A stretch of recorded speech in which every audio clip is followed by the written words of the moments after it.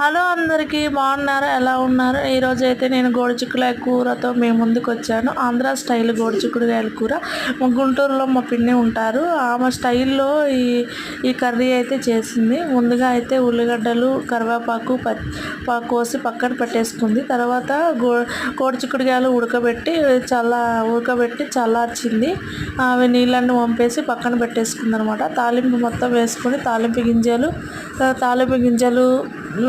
ఉల్లిగడ్డలు, ఎండుమిరపకాయలు మొత్తం వేసి అవి మగ్గిన తర్వాత గోరుచిక్కుడుకాయలు కూడా వేసేసి మగ్గబెట్టిన తర్వాత కొంచెం పసుపు, ఉప్పు వేసి మళ్ళీ వాటిని మగ్గబెట్టి సిమ్లో ఉంచేసుకుంది. తర్వాత ఈ లోపల ఎల్లుల్లిపాయలు ఉంటాయి కదా, ఆ ఎల్లుల్లిపాయలు, కారం, మనకు రుచికి సరిపోయే కారము, ఎల్లుల్లిపాయలు కొంచెం ఎక్కువనే వేసుకొని పప్పు గుత్తితో దంచి పేస్ట్ మాదిరి చేసి ఆ పేస్ట్ని కూడా ఇవి మగ్గిపోయిన తర్వాత ఆ పేస్ట్ని వేసి కలిపి పక్కన పెట్టుకుంది.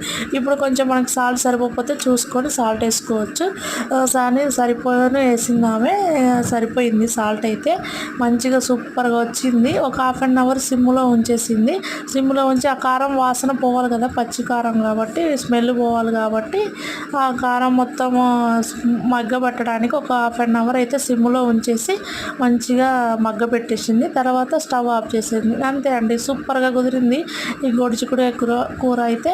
మీకు ఈ వీడియో నచ్చిందని అనుకుంటున్నాను. నచ్చితే ఈ వీడియోని షేర్ చేసి సబ్స్క్రైబ్ చేసి బెల్ ఐకాన్ కొట్టడం మర్చిపోమాకండి. కొత్త సబ్స్క్రైబర్లు ఎవరైనా వస్తే మీరు కూడా కొంచెం లైక్ చేసుకోండి, సబ్స్క్రైబ్ చేసుకోండి. ఇంకో వీడియోతో మళ్ళీ మీ ముందుకు వస్తాను. సరికొత్త వీడియోతో మీ ముందుకు వస్తాను. Bye bye.